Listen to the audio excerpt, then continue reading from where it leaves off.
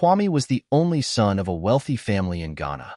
His father, a successful businessman, owned a chain of luxury hotels and major investment companies, while his mother was a prominent figure in high society. From a young age, Kwame's life had been filled with privilege, and he never lacked for anything. However, this did not make him content. He longed to prove his worth and success on his own, without relying on his family's wealth. When Kwame decided to study abroad in the U.S., he didn't tell his family that he would be working part-time to cover his tuition. He didn't want them to feel that he was depending on their fortune. That's why he chose to take a job at a small cafe in New York, working late into the night to support himself. One evening, after his shift, Kwame was walking back to his dorm when he was suddenly attacked by a group of thieves. They beat him, stole his money and belongings, and left him alone on a deserted street. Struggling to catch his breath, with pain coursing through his body, he felt utterly helpless. What could be worse than being abandoned in a foreign city with no family nearby? At that moment, a girl appeared. She walked towards him, noticing him sitting on the pavement, bloodied and bruised. Her petite frame and determined gaze stood out. "Are you okay?" she asked gently but with genuine concern. Kwame looked up at her, and for the first time, he recognized the kindness in a stranger's eyes. She didn't ask for anything in return, but immediately helped him to his feet and took him to a nearby diner to tend to his injuries.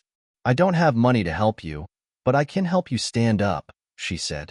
Although Kwame was still in pain, he felt a strange comfort. He couldn't forget the girl who had helped him in his most vulnerable moment. Her name was Amina, the daughter of his family's housekeeper. However, Kwame didn't realize who she was at the time. He only knew that she had helped him, and he silently vowed that one day he would find her and repay her kindness. Time passed quickly. After completing his studies in the U.S., Kwame returned to Ghana to take over the family business. His father's hotel empire and real estate ventures were thriving, and Kwame was expected to step into his role as the heir. But despite his position, he felt uneasy in his family's shadow. He didn't feel that the life he was living was his own. One day, while on a business trip to the capital, Kwame unexpectedly crossed paths with Amina. She was working in the company's advertising department. However, when he saw her, everything around him seemed to stand still. He looked at her, noticing how much she had changed. But the same spark in her eyes that had caught his attention years ago was still there. She had grown into a strong, confident woman. Kwame couldn't believe it. This was the same girl he had met in New York, the girl who had saved him. But Amina didn't recognize him. She only remembered the stranger she had helped, but the man standing in front of her now was unrecognizable. Kwame stood at a distance, watching her as she worked. He felt a wave of longing and regret. He wanted to talk to her, but he knew that he had to take things slowly. He had to find a way to reconnect with her. Days passed, and Kwame made small attempts to engage her in conversation. He would ask about her work or make small talk, but Amina remained polite but distant. He couldn't understand why she didn't remember him, but he was determined not to give up. As the days went by, Kwame kept trying to find ways to get closer to Amina. He would walk by her office, strike up casual conversations, and offer his help with work-related matters. Little by little, their interactions began to feel more natural.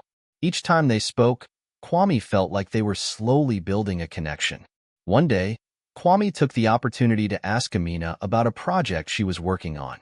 This wasn't the first time they had talked about work, but today, there was something different. As they discussed the project, Kwame found himself admiring Amina even more. She was passionate about her work, meticulous in her approach, and intelligent in ways he hadn't noticed before. "You've got a great idea for this project. Tell me more about how you came up with it," Kwame asked, genuinely interested. Amina looked at him with surprise, but also with warmth. She didn't know why she felt comfortable sharing so much with him, but there was something about Kwame that felt different from everyone else. He wasn't like the other men she'd met in the workplace. He was kind, attentive, and, most importantly, he listened. This marked the beginning of a series of gradual encounters. Each time they spoke, Amina began to feel a subtle shift in how she viewed Kwame. He wasn't just the son of her boss anymore. He was someone she could talk to, someone who seemed genuinely interested in her thoughts. A few days later, as they were both heading to a business lunch, Kwame asked Amina if she would like to ride with him in the company car. She agreed, and as they sat together in the back seat, their conversation shifted from work to more personal topics. They talked about their families, their dreams, and the challenges they had both faced. The more they talked, the more comfortable they became with each other. Kwame found himself drawn to her in ways he hadn't expected, and Amina felt a strange connection to him that she couldn't explain. "Did you know," Kwame said, "when I was in New York, I met a girl who helped me when I was in trouble. I never forgot her, and I promised myself that I would find her one day." Amina glanced at him, puzzled. "Really? She must have been very special." Kwame smiled softly, feeling an overwhelming sense of nostalgia. She was. A few days later, during a company event, Kwame could no longer hold back his feelings. He had been suppressing his emotions for too long, and it was time to tell Amina the truth. He wanted her to know that what he felt for her was not just gratitude. It was something deeper, something more profound. That evening, after the event, they found a quiet spot outside the venue. They sat down, and Kwame looked at Amina with an intensity she hadn't seen before. "Amina," he began, his voice calm but sincere, "I can't keep pretending that I don't feel something more than just admiration for you. Every time I see you, my heart races. I know we've only known each other for a short time, but I feel like we have a connection that's deeper than anything I've felt before." Amina was taken aback by his words. She had never imagined that Kwame, the son of her employer, would have such feelings for her. But as she looked into his eyes, she could see the sincerity in them, and for the first time, she felt the stirrings of something more between them. "Kwame," she said softly, her voice trembling a little, "are you sure about this? I mean, we come from such different worlds." Kwame nodded. "Yes, I'm sure. And I want you to know that I'm not just saying this because of our work or because I think it's the right thing to do. I'm saying this because I feel it in my heart." After the confession, Amina was torn. She had never considered that she could have feelings for someone like Kwame, but the sincerity in his words moved her. She decided to take a leap of faith and agreed to go on a dinner date with him. The evening was simple yet magical. They went to a cozy restaurant near the beach, and as they dined together, they shared stories of their lives, their hopes, and their dreams. There was no pretension, no barriers between them, just two people getting to know each other better. Kwame couldn't help but feel a deep sense of connection with Amina, and Amina, though still cautious, felt her heart open up to him. The night ended with a gentle kiss, a promise of more to come. It was the start of something beautiful, a love story that neither of them had expected but both were willing to embrace. As Kwame and Amina's relationship deepened, the challenges they faced outside of their bubble became more intense. Despite their strong connection, the reality of their different social standings weighed heavily on them. Kwame's family, particularly his stepmother, disapproved of his relationship with Amina. His parents, who had always had high expectations for him, expected him to marry someone from a similar background, someone who could help elevate the family name, not a girl whose mother was employed as a housekeeper. Kwame's stepmother, Mrs. Kruma, was especially vocal about her disapproval. She would subtly make remarks during family gatherings, casting judgment on Amina's background. "Kwame," she said one evening, "you have worked so hard to build your reputation. Why risk it all on a relationship with someone who is beneath you?" Kwame was infuriated by these comments. He had always respected his family, but he could no longer sit idly by while they tried to dictate his personal life. "I won't let you control who I love," Kwame finally said one night, standing up to his mother. "Amina is not just the daughter of my housekeeper. She is a woman of integrity, strength, and beauty. I will be with her, no matter what you say." But his words fell on deaf ears. The family tension grew worse, and Kwame found himself caught between the woman he loved and the family he was expected to lead. Amina, on the other hand, noticed the strain in Kwame's eyes. She could see that the pressure from his family was taking its toll on him, and she felt guilty for being the source of it. Despite Kwame's reassurance, Amina began to question whether their love was worth the struggle it was causing. One evening, Amina went to visit Kwame's family home, as she had done several times before, to see her mother. The moment she stepped inside, Mrs. Kruma took her aside. "You need to understand, Amina," that people like you do not belong in our world," Mrs. Kruma whispered, her tone cold and cutting. Amina was taken aback by the hostility in her words. "I am not trying to be anyone I'm not," Amina replied, her voice steady despite the hurt. "I love Kwame, and he loves me. That's all that matters." But Mrs. Kruma wasn't finished. "You think that love is enough? Do you really think you can take on the responsibilities and the expectations of being with a man like Kwame? He deserves someone who will elevate his position, not drag him down." Amina could feel the weight of Mrs. Kruma's words, and for the first time, she began to doubt herself. She left the house that night with a heavy heart, questioning whether she was holding Kwame back or if their love truly stood a chance. Despite the growing tension, Kwame was resolute. He knew that Amina was the woman he wanted to be with, no matter the opposition. However, the more he saw Amina struggling with the situation, the more he realized that he had to make a choice: live up to his family's expectations or follow his heart. Kwame decided that he would no longer be silent. He needed to confront his family head-on and take a stand for the woman he loved. After much deliberation, he finally gathered the courage to speak to his father and stepmother. One evening, after dinner, he sat down with them in the family living room. "I've made my decision," Kwame said, his voice firm.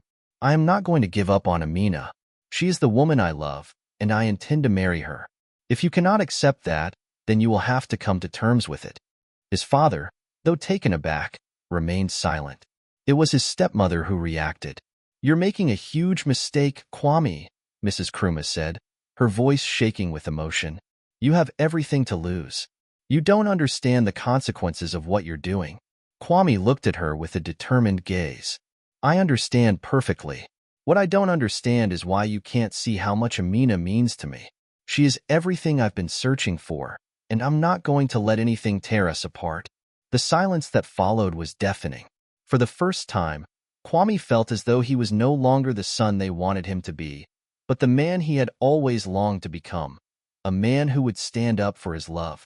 That night, Kwame called Amina and told her that he had made a decision. He had chosen her, and he would do whatever it took to prove that their love was worth fighting for. As Kwame stood firm in his decision, Amina continued to shine at work, not just because of her dedication but also because of her innate talent and creativity. She was more than just a housekeeper's daughter. She had skills that were noticed and appreciated by everyone at the company. Amina was the driving force behind a major rebranding campaign that brought fresh perspectives and new customers to the company. One day, the company faced a crisis. A potential investor was on the fence about committing to a large partnership because of concerns over the company's image. Amina was asked to step in and turn the tide. She worked day and night, pulling together a team to create a campaign that would resonate with the investor. Her strategy wasn't just about selling a product. It was about selling a vision, a story that spoke to the hearts of the people. It was bold, innovative, and reflected the company's core values. The campaign turned out to be a huge success, securing the investment and earning Amina the respect of even the harshest critics in the company. When the news came through that the company had secured the deal, Kwame couldn't help but be proud of Amina. He knew that her talent had played a key role in this success. Later that evening, Kwame's father, having witnessed her hard work and brilliance firsthand, approached him. "I must admit," he said quietly, "I had no idea Amina was capable of doing what she did. She's not just a nice girl. She's truly talented. You were right to stand by her." This moment of acknowledgement marked a significant shift in Kwame's family's perception of Amina. His father, once skeptical, now began to see her not as a girl from humble beginnings, but as a capable, strong woman with a bright future ahead of her. One fateful day, as Kwame's parents were visiting the company for a gathering, Amina saw an elderly employee struggling with a large stack of files. Without hesitation, she stepped forward and offered to help him. The elderly man was known for being stubborn and not wanting to ask for help, but Amina's compassion and patience won him over. She not only assisted him with the files, but took the time to sit with him, listen to his stories, and help him complete his work. The elderly man, touched by her kindness, was deeply grateful. Unbeknownst to Amina, Kwame's parents had been watching this whole interaction from a distance. Seeing Amina's genuine kindness and dedication to others, they couldn't help but feel moved. This small act of kindness, done without expecting anything in return, spoke volumes to them. It made them realize that Amina wasn't just a girl from a modest background. She was someone with a heart full of compassion and strength, someone who could stand by their son in ways that mattered. Later that evening, as Kwame and Amina were talking, his mother approached her. "I saw what you did today," she said softly. "You've shown us something about your character. I'm beginning to understand why Kwame loves you." Kwame's father nodded, adding, "You've earned our respect, Amina. I now see that you're not just the daughter of a housekeeper, you're a woman of substance." With his family's reluctant but eventual acceptance, Kwame and Amina were able to focus on their love for one another. The road had been difficult, but with Amina's hard work, talent, and kindness, she had proven to everyone that she was more than worthy of Kwame's love.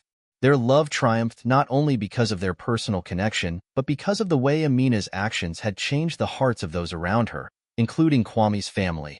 And when Kwame proposed to Amina, it was with the full support of his parents, who now recognized that love, true, deep love, was not about family background but about what was inside the heart.